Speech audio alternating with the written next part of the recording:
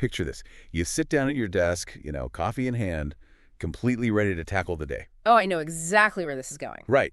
So before you even open that massive project file you promised yourself you'd finish, it happens. A notification pings. Yep. Then an email drops from a client. Then a direct message pops up from a colleague, frantically reminding you of some looming, vaguely defined deadline. And just like that, the day is hijacked. Exactly. Suddenly you blank, it's 3 p.m., and you realize you have spent your entire workday in a state of high alert paralysis. Right. You haven't actually moved anything forward. You've just been playing defense against a relentless barrage of external chaos. And look, if that sounds familiar, you were absolutely not alone. It is, I would say it's arguably the defining struggle of the modern professional. Yeah. We become so deeply conditioned to respond to whatever is flashing red and demanding immediate attention, we just completely lose sight of the important, needle-moving work. We do. It's a systemic conditioning that turns highly capable people into highly stressed bottlenecks. We become passive reactors to our environment, just letting the chaos drain our professional reserves until there's nothing left but burnout. Which is exactly what we want to avoid. But today, we are changing that script. Welcome to this deep dive into career longevity and the counterintuitive mindset shifts you need to not just survive a decades-long career, but to actually master it and enjoy it. It's a great topic. Our sources for this session are a really compelling stack. We're pulling from curated articles on professional endurance, detailed research notes on workplace psychology, and some incredibly sharp AI-synthesized strategies. There is a lot to get through today. There really is. Our mission today is to help you stop being that passive reactor and start acting as the intentional architect of your career. And, before we get into the specific tactical shifts, we really have to establish the foundational rulebook derived from all of this research. The baseline. Right, the baseline. The most crucial premise across every single piece of literature we reviewed is this: your mindset is not a fixed genetic trait you are simply born with. It's not baked in. No, it's an ongoing practice. It is a highly active daily choice. Yeah. Sitting around and waiting for your workload to magically become lighter or for your workplace to suddenly become perfectly serene and logical, it's a losing game. Because it's never going to happen. Never. The only variable you can actively, reliably shape is your internal experience of that environment. Okay, let's unpack this, because framing mindset as a daily practice rather than an inherent personality trait shifts the power dynamic right back to you. It puts you in the driver's seat. So let's dive into the core of today's analysis. We have 5 major mindset shifts to get through. Let's do it. The first one is what the research calls the YET strategy. This is all about mastering your internal growth monologue. It turns out your most potent weapon in the workplace isn't your perfectly formatted resume. No. Or even your technical skill set. It is the literal voice inside your own head. And when you look at the psychological research on this, specifically the foundational work of Carol Dweck on the growth mindset, the mechanics become very clear. To endure and thrive over a long career, you must view your professional abilities as developable skills like muscles, rather than fixed, immutable traits. Which makes sense. If you believe your talents are capped, then any new, complex challenge immediately becomes a threat to your perceived competence. Exactly, you get defensive. But if you view your abilities as muscles that can be built, those exact same challenges become the resistance training you need to grow. And the research gives us this incredibly simple, actionable detail to trigger that growth mindset. It's a minor linguistic pivot, but it carries immense psychological weight. It's so simple but so effective. You just add the word yet. Just that one word. When you are staring down a terrifyingly complex task, your brain naturally wants to protect you by saying, I can't do this. And boom, you've just created a permanent boundary. Right. But if you change that internal statement to, I can't do this yet, you instantly transform a fixed limitation into a temporary state of learning. It completely reframes the cognitive approach to the problem. And look, this isn't just a mental trick you play on yourself in isolation. It has highly practical applications for how you navigate your workplace and communicate with leadership. Give me an example of how that plays out. Okay, imagine you're handed a project that requires a complex software tool you've never used before. Panic sets in. Exactly. Instead of panicking, or conversely pretending you know how to use it and setting yourself up for failure, you use that exact phrasing. You tell your manager, I haven't mastered that specific software yet. But let me push back on that for a second. Saying I haven't mastered this software yet sounds great in a psychology seminar, but in a high-pressure corporate environment, won't some managers just hear that as an excuse? That's a fair point. Won't they just think you're unqualified for the job? It's a valid concern, but the psychology of leadership communication shows the opposite is true when it's delivered confidently. Confidently being the key word. Right. It's about signaling a trajectory. When you say yet, you are showing a commitment to future competence, while honestly setting boundaries for the present. Okay, see. You are implicitly telling your boss, I view this gap in my knowledge as an opportunity to learn, and I am already on the path to mastering it. It projects self-awareness. Self-awareness and proactive problem solving, which are true leadership qualities.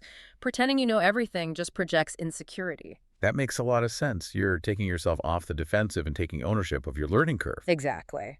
But that raises another issue. What happens when you do take ownership, you try the new thing, and you just completely drop the ball? It happens to the best of us. It really does. And that requires a totally different kind of mental pivot. We need to talk about the resilience audit and how we actually reclaim failure. Because there is a massive misconception out there that being a high performer means you simply don't make mistakes. Which is not only statistically impossible, it's psychologically exhausting to try and maintain. Absolutely draining. The data we reviewed is very clear on this. Perfectionism is actually far less valuable to an organization than consistent, iterative effort. So what's the shift? If you are going to maintain longevity in your career, you have to undergo a resilience audit. You must train yourself to treat mistakes simply as data. Just data. Just data. There are stepping stones and feedback mechanisms, not damning indicators of fundamental incompetence. So you bomb the presentation. All right. Instead of spiraling into imposter syndrome, you just take the emotion out of it. You log the data. Okay, I packed too much text onto the slides, and I lost the audience's attention. Exactly. And you adjust the formula for next time. What's fascinating here is that when you deliberately reframe setbacks as normal, temporary data points, you effectively short-circuit the debilitating fear of failure. You take the teeth out of it. Yes. And when you are no longer terrified of failing, you unlock the ability to take calculated risks. Which you need. You absolutely need them. Without taking calculated risks, you cannot achieve professional breakthroughs. You have to step out of your comfort zone and accept uncertainty as a strict prerequisite for success. And we see this echoed by some absolute heavy hitters in the research. There's a powerful insight from Oprah Winfrey, where she advises people to, quote, do what you think you cannot do. Push through uncertainty for breakthroughs. And that specific theme of pushing through uncertainty overlaps across multiple diverse viewpoints in our SAC. It's everywhere. It is. You have business leaders like Marissa Mayer emphasizing that navigating uncertainty is the absolute baseline requirement for corporate innovation. Yeah. Then you have thinkers like Deepak Chopra approaching the exact same concept, but from the angle of spiritual fulfillment and following your passions. Two completely different angles, but the same core truth. Exactly. The core mechanic is identical across the board. You cannot let the fear of an error paralyze you from stepping into the unknown. Here's where it gets really interesting, though.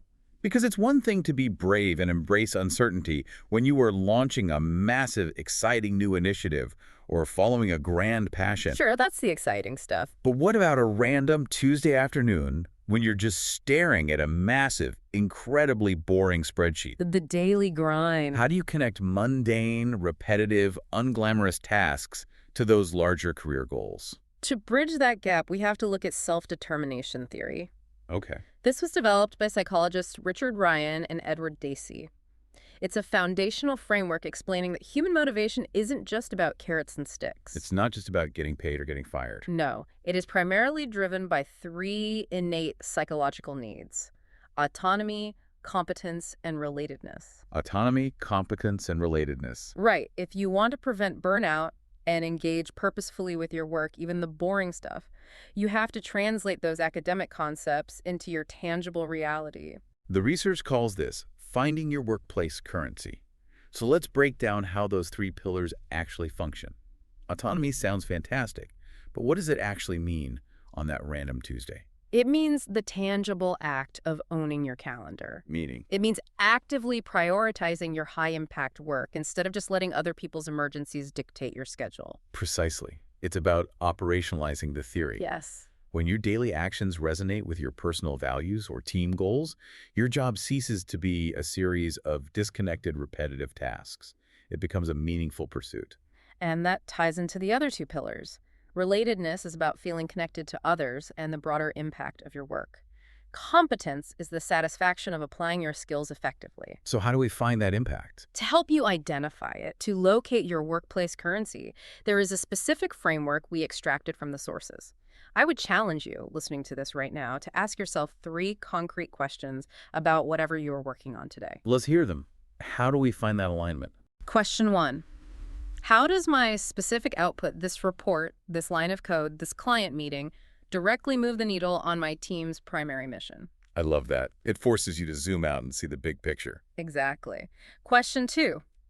In what way does my work today improve the experience of our customers, our clients, or even just my colleagues? That hits the relatedness pillar, finding the actual human impact of the spreadsheet. You got it. And question 3. Which of my core values, things like integrity or creative problem solving or meticulous attention to detail, was I able to express in my tasks today? I think that third one is the secret weapon. Because even if the task itself is mind-numbingly boring, if you decide to execute it with a core value, like integrity or craftsmanship, you've suddenly made it deeply personal and meaningful. You've given it a purpose. But let's be realistic for a second. You can have all the strategic alignment in the world, and you can understand your workplace currency perfectly. But if your brain is literally running on fumes, none of that matters. It really doesn't. We need to tackle the productivity paradox and why rest is actually a professional force multiplier. The productivity paradox is a critical concept, especially because we still suffer from this industrial-era hangover. A factory mindset. Right. We have this outdated assumption that more hours worked linearly equals more value created. But cognitive output has a strict, unforgiving point of diminishing returns. We've all been there. It's 7 p.m., you're staring at your screen, convincing yourself you are being dedicated and productive. But you're really not. No. It takes you 45 minutes to write a 2-sentence email that should have taken 3 minutes, Yeah. and you end up spelling the client's name wrong anyway. Exactly. When you push past your cognitive threshold, your prefrontal cortex, the part of your brain responsible for executive function and complex problem solving, starts to fatigue. It just shuts down. It does. You start making bad decisions, you communicate poorly, and you introduce errors that take even more time to fix the next day. Which is why we aren't just going to sit here and give you a generic lecture about why sleep is good for you. You know sleep is good for you. Everyone knows that. But the research reframes sleep not as a wellness luxury, but as a strict professional requirement. It's mandatory. Getting 7 to 9 hours of sleep is literally the biological mechanism that clears toxins from your brain and consolidates learning. The literature refers to it as a force multiplier for high-stakes decision-making. And if you want to be a top performer, you have to prioritize the biological limits of your hardware. It requires a complete paradigm shift in how we view downtime. You must stop fighting natural biological fluctuations and start framing rest as an active, non-negotiable component of high performance.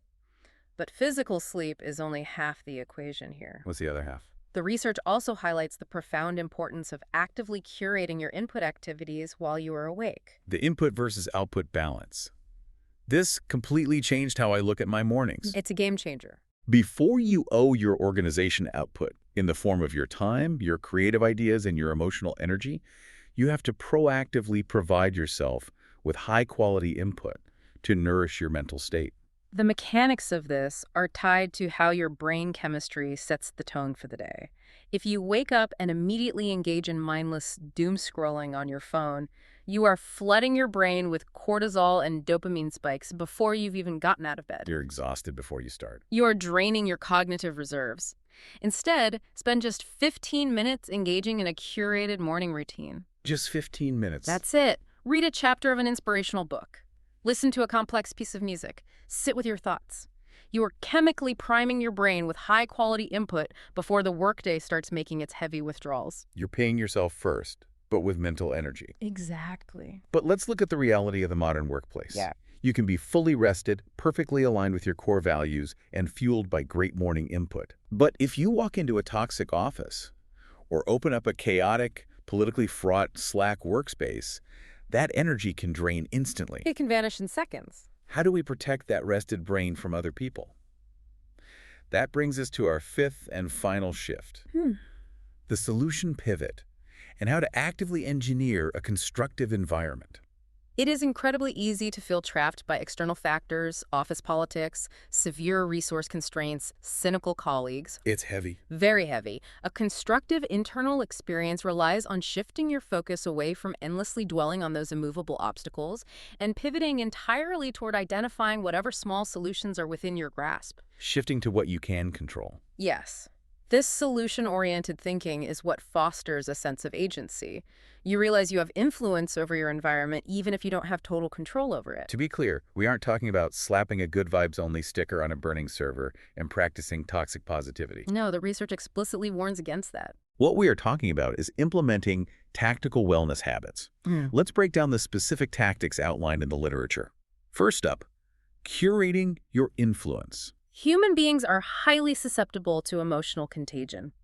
To curate your influence, especially in a remote or hybrid environment where negativity can fester in private chats, you need to actively surround yourself with supportive mentors and optimistic colleagues. Find the good ones. Seek out the people who inspire you to maintain a constructive outlook. Conversely, you must deliberately limit the time you spend engaging in complaint spirals. They will drag you down. They absolutely will. The research also notes that utilizing appropriate shared humor is a highly effective psychological tool to strengthen team bonds and quickly diffuse tension. You are the average of the 5 coworkers you slack the most. Very true. Next up is practicing tactical mindfulness. And again, this isn't about sitting cross-legged and meditating for an hour in the break room while your team is looking for you. No, the focus here is on micro breaks. When you receive an aggressive email and you feel that stress response spiking, your heart rate elevating, your breathing getting shallow, you are entering a biological panic response. Fight or flight. Exactly. The sympathetic nervous system is taking over. Tactical mindfulness is taking 60 seconds for deep breathing or a short walk down the hall. Just a quick reset. It's a physical intervention to engage the parasympathetic nervous system. It interrupts the panic response and returns you to a state of presence so you can actually solve the problem using your executive function rather than just reacting emotionally. And the final tactical habit, operationalize gratitude. I appreciate the word operationalize because it takes gratitude out of the realm of the abstract woo-woo wellness space and makes it a concrete daily procedure. It makes it a system. The literature suggests regularly logging 3 specific work-related wins. Yeah. And the examples provided are deliberately small and grounded. What kind of examples? Like celebrating a quiet hour of uninterrupted focus, or acknowledging a smooth handoff on a project. Acknowledging those micro wins builds individual resilience. And there's a very specific neurobiological reason we do this. When you operationalize gratitude, you're essentially training your brain's reticular activating system. Okay, let's pause there for a second. The reticular activating system, can we break that down? Absolutely. Think of the reticular activating system, or the RAS, like a highly aggressive bouncer at the door of a very exclusive club. Okay, I like this analogy. The club is your conscious mind. At any given moment, there are millions of pieces of data trying to get insights, sounds, social cues, emails. Your brain cannot process all of it, so the bouncer filters out the noise and only lets in the information that you have instructed it to care about. Oh, wow. If you constantly complain and focus on the negative, you are telling the bouncer, only let in the terrible stuff. So you only see the bad. Exactly. But if you operationalize gratitude, you are giving the bouncer a new VIP list. You are training your brain to subconsciously scan your environment for the positive, the constructive, and the opportunities, rather than defaulting to the stressful noise. So what does this all mean? Let's bring everything we've covered today together. Approaching your work with the right mindset, moving from that panicked daily grind to a state of professional mastery, isn't some magical one-time achievement. It's not a switch you flip. You don't just listen to this deep dive, check a box, and say, cool, my brain's bouncer is fully trained, I have a great mindset forever now. If only it were that easy. Right. Yeah. It is an ongoing, highly conscious practice. It requires deep self-awareness and a relentless commitment to viewing every single professional interaction you have as an opportunity for growth. By choosing to implement these 5 shifts, embracing the yet strategy for your internal monologue, treating your failures purely as data, locating your workplace currency, fiercely prioritizing your rest and cognitive input, and pivoting to tactical solutions, you effectively move from a reactive state to an intentional one. That is how you regain control over your career trajectory. Regardless of whatever economic conditions or external circumstances your industry throws at you. You stop playing defense, and you become the architect. Now, before we wrap up today's session, we want to leave you with a direct call to action. A little homework. Yes. It is the exact final question posed in the psychological literature we reviewed, and I want you to really think about it today. Which of these 5 shifts feels the most uncomfortable or counterintuitive to you right now? And what would happen if you committed to practicing it for just 1 week? This raises an important question, one that builds on everything we've just unpacked about the power of the individual. Lay it on us. If your mindset is indeed a daily practice that profoundly shapes your internal experience, how much of a company's so-called toxic culture or crippling bureaucracy is actually just a reflection of the collective, unmanaged mindsets of its team? Oh, that is a heavy thought. And if that's true, could you just one person intentionally changing their internal monologue and operationalizing gratitude be the catalyst that ultimately shifts the entire culture of your workplace? Wow. Think about the ripple effect of that. You taking ownership of your own cognitive hardware could literally alter the ecosystem around you. Thank you so much for joining us for this deep dive. It's been a great session. Tomorrow morning, when you sit down at that desk and that first inevitable notification pings, remember, you get to decide how to respond. Step back into your workday, not as a passive reactor, but as an intentional architect. We'll see you next time.